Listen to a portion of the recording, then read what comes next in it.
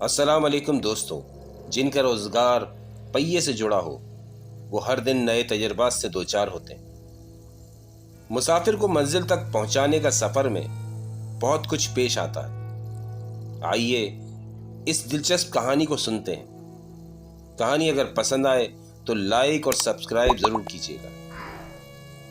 मलिर का रिहायशी दानियाल 22 साल नौजवान था। वो एक मुतवस्सत तबके से ताल्लुक़ रखता था।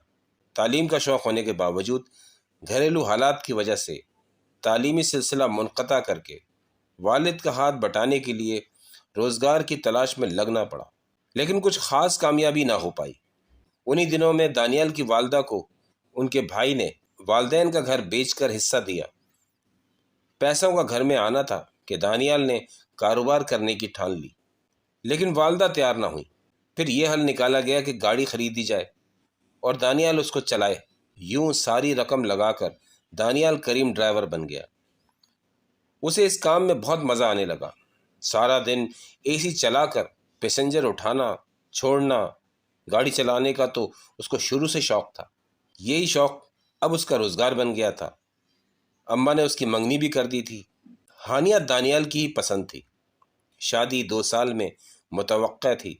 पैसा तो खैर जोड़ना ही था।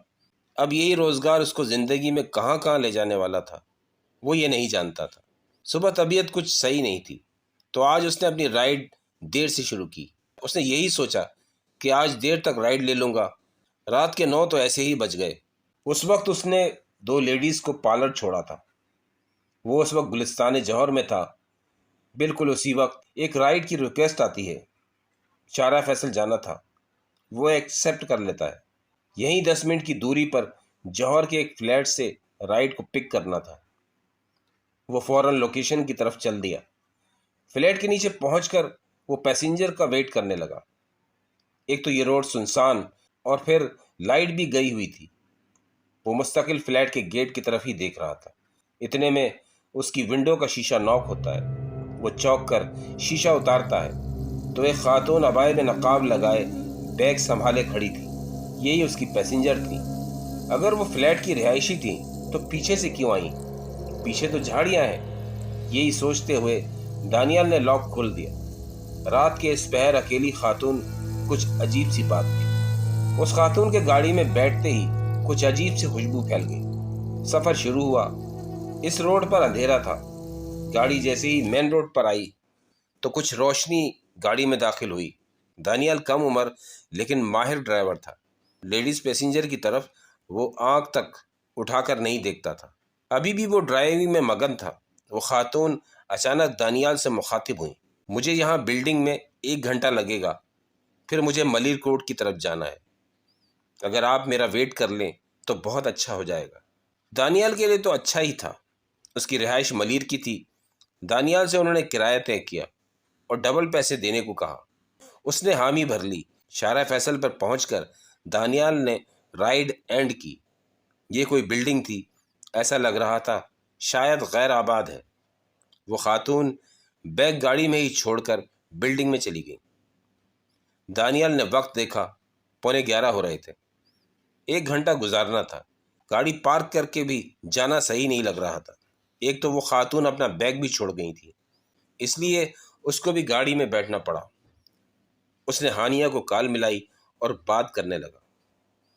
अभी आधा घंटा ही गुजरा था कि वो खातून अचानक वापस आ गई। उनके हाथ में एक शॉपर थी। दरवाज़ा खोलकर जल्दी से बैठ गई। चलो भाई, दानियाल ने हानिया को ये बोलकर बाद में बात करते हैं फ़ोन रख दिया। जल्दी से गाड़ी स्टार्ट करी। अब बस उनको छोड़कर घर जाऊंगा। और सफ़र शुरू हुआ। गाड़ी स्पीड से चल रही थी। गाड़ी शारा फैसल के कब्रिस्तान के सामने से गुजर रही थी। अचानक गैर इरादी तौर पे दानियाल की नज़र बैक मिरर पे पड़ी। उसमें वो खातून कहीं दिखाई नहीं दी। दानियाल चौंक कर मुड़ा तो पीछे कोई नहीं था, न वो औरत न वो बैग। दानियाल ने ज़ोरदार ब्रेक लगाया। वो तो शुक्र है रात के इस वक्त ट्रैफिक नहीं था, वरना ऐसे ब्रेक लगाना हादसे का सबब बन जाता। वो तेज़ी से ड्राइविंग सीट से उतरा। पीछे का दरवाज़ा खोलकर जायज़ा लिया। वहाँ कोई नहीं था। दानियाल ने तो सर पकड़ लिया। न वो बहादुर था न वो उमर रसीदा था। جو اس ساری صورتحال کو سمجھتا۔ اس وقت روڈ پر ایسے کھڑے ہونا مناسب بھی نہ تھا۔ ہاں، لیکن وہ عجیب سی خوشبو تھی جو ابھی بھی آ رہی تھی۔ دانیال گاڑی سائڈ پر کیے حواس باختہ کھڑا تھا۔ وہ اس وقت قبرستان کے بالکل سامنے کھڑا تھا۔ اچانک اس کی نظر گاڑی میں سیٹ کے نیچے پڑے شاپر پہ پڑی۔ وہ کالے رنگ کا شاپر اس نے اس خاتون کے ہاتھ میں دیکھا تھا۔ اب تو وہ اور بھی گھبرا گیا۔ یہ شاپر اس کو اپنی گاڑی سے نکالنا تھا۔ دانیال نے آیت الکرسی پڑھتے ہوئے بمشکل ہمت کر کے شاپر کو اٹھایا اور اچھال کر دور پھینکا۔ وہ روڈ کے ساتھ بنی جھاڑیوں میں جا پہنچا۔ اس نے جلدی سے گاڑی میں بیٹھ کر گاڑی سٹارٹ کری۔ فل سپیڈ سے گاڑی بھگاتا دانیال زیر لب آیت الکرسی پڑھتا جا رہا تھا۔ اس کی حالت غیر تھی۔ وہ سمجھ نہیں پا رہا تھا کہ اس کے ساتھ کیا ہوا۔ تھوڑی دیر میں اس کی حالت سنبھلی۔ اب جو اس نے بیک مرر پر نظر ڈالی تو وہ خاتون دکھائی دی جو غتیلی نگاہوں سے اسے گھور رہی تھی۔ دانیال کی تو بس ہو گئی۔ گاڑی کو بریک لگایا اور وہ وہیں گاڑی میں ہی بے ہوش ہو گیا۔ اس کو جب ہوش آیا تو صبح کے 10 بج رہے تھے۔ اس کے والدین اس کے سرہانے فکر مند بیٹھے تھے۔ کوئی بھلا آدمی وہاں سے گزر رہا تھا۔ اس نے دانیال کے گھر والوں کو اطلاع دی۔ سب فوراً ہسپتال پہنچے۔ دانیال کو صحیح سے یاد نہیں آ رہا تھا کہ اس کے ساتھ کیا ہوا۔ پھر اس کو سب یاد آ گیا، لیکن اس نے گھر والوں کو کچھ نہ بتایا۔ یہی کہا بس طبیعت خراب ہو گئی تھی۔ دانیال چپ تھا، بالکل چپ۔ یہ بتانے کے بعد اس نے دوسری کوئی بات نہیں کی۔ سارے ٹیسٹ کلیئر تھے۔ دوپہر تک چھٹی ہو گئی۔ جب وہ اسپتال سے نکلا تو ابو اس کی گاڑی لے کر آئے۔ وہ تھوڑا سا جھجکا لیکن بیٹھ گیا۔ سارا راستہ وہ باہر دیکھتا رہا۔ بیک مرر کی طرف دیکھنے کی ہمت ہی نہ ہوئی۔ والدین گھر لے آئے۔ ماں نے کچھ دن باہر جانے کو بالکل منع کر دیا۔ کمرے میں آ کر وہ کروٹ لے کر لیٹ کر سو گیا، جیسے پتہ نہیں کب سے نہ سویا ہو۔ ہانیہ دانیال سے ملنے آئی۔ دانیال اس کو دیکھ کر اٹھ کر بیٹھ گیا۔ ہانیہ مسکرا کر بولی، کیسے ہو دانیال؟ ہانیہ جب مسکراتی تھی اس کے ڈمپل پڑتا تھا۔ دانیال اس کے ڈمپل کو بغور دیکھ رہا تھا۔ اچانک دانیال کو وہی خوشبو محسوس ہونے لگی۔ وہ ادھر ادھر دیکھنے لگا کہ کہاں سے خوشبو آ رہی ہے۔ اب جو ہانیہ کی طرف نظر کی تو وہاں ہانیہ نہیں تھی، بلکہ اس کی جگہ وہی عورت کھڑی تھی جو غضبناک نظروں سے دانیال کو گھور رہی تھی۔ وہ اس کی طرف آتی ہے، میرا شاپر دو۔ وہ اپنا شاپر مانگ رہی ہے۔ دانیال بھاگنا چاہتا ہے لیکن بستر سے اٹھ نہیں پاتا۔ وہ اس کے سر پہ پہنچ چکی ہوتی ہے۔ دانیال چیخ مار کر جاگ جاتا ہے۔ وہ پسینے سے شرابور تھا۔ سب گھر والے بھاگے بھاگے آئے۔ بہت پوچھنے پر اس نے کچھ نہ بتایا۔ اب وہ جب بھی سوتا تو اس کو ہانیہ خواب میں آتی۔ کبھی یہ دیکھتا کہ اس کی شادی ہو گئی ہے، پھر ہانیہ وہ عورت بن جاتی۔ دانیال ڈرتا، بھاگتا، پھر اس کی آنکھ کھل جاتی۔ ان 3 دنوں میں اس نے ہانیہ سے بات بھی نہیں کی، نہ ہی گھر والوں سے۔ چوتھے دن اس نے دیکھا ہانیہ کچن میں کام کر رہی تھی اور وہ عورت ہانیہ کے گھر کے سین میں کھڑی تھی۔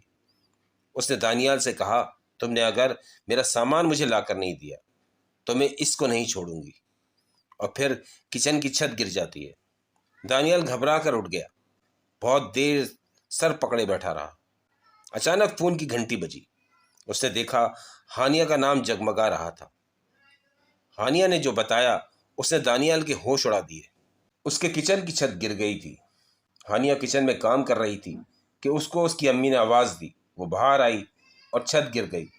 لیکن حیرت کی بات یہ تھی کہ امی تو گھر پر تھی ہی نہیں۔ اب پتہ نہیں کس نے آواز دی، لیکن اس کی مہربانی سے ہانیہ کی جان بچ گئی۔ ہانیہ بولے جا رہی تھی۔ دانیال چپ چاپ سن رہا تھا۔ وہ اب سمجھ گیا تھا کہ یہ سلسلہ اب یہاں رکنے والا نہیں۔ پہلے تو وہ عورت اس کے حواسوں پہ سوار تھی، لیکن اب تو زندگی میں بھی دخل اندازی کر رہی تھی۔ وہ چاہتی کیا تھی وہ نہیں جانتا تھا۔ کاش وہ اس عورت کو گاڑی میں نہ بٹھاتا، نہ آج اسے یہ دن دیکھنا پڑتا۔ وہ جب بھی اس بارے میں کسی سے بات کرنا چاہتا جیسے زبان پر تالا پڑ جاتا۔ اس کو ہانیہ بہت عزیز تھی۔ اس نے فیصلہ کر لیا کہ آج وہ وہاں ضرور جائے گا جہاں اس نے وہ شاپر پھینکا تھا۔ اگر مل گیا تو اسی جگہ جائے گا جہاں سے اس نے اس عورت کو اٹھایا تھا۔ یہ خیال آتے ہی اس نے اپنا فون اٹھایا۔ وہ دیکھنا چاہ رہا تھا کہ کس نمبر سے وہ رائڈ بک ہوئی تھی۔ یہ پتہ کرنا بہت ضروری تھا۔ لیکن اس کو جھٹکا لگا۔ 4 دن پہلے اس کی لاسٹ لوکیشن گلستان جوہر کے پارلر کے پاس کی تھی، جہاں اس نے 2 عورتوں کو چھوڑا تھا۔ اس کے بعد اس نے کوئی رائڈ نہیں لی۔ یہ بہت عجیب تھا۔ اس نے اب فیصلہ کر لیا کہ آج شام وہ وہاں جائے گا۔ شام میں ماں کو بتا کر وہ گھر سے نکلا۔ ماں نے کہا بھی کل سے چلے جانا، لیکن اس نے یہی کہا جلد آ جاؤں گا۔ پھر ماں نے کچھ پڑھ کر دم کیا اور ایک چھوٹی سی پاکٹ کتاب اس کو دے دی۔ بیٹا اس کو جیب میں رکھا کرو، تمہاری حفاظت رہے گی۔ دانیال نے وہ لے کر اپنے کرتے کی اوپری جیب میں رکھ لی اور گھر سے نکل پڑا۔ سیدھا شاہراہ فیصل پہنچا، جہاں اس دن اس نے شاپر پھینکا تھا۔ گاڑی سائیڈ میں لگا کر وہ ان جھاڑیوں میں اس شاپر کو ڈھونڈنے لگا۔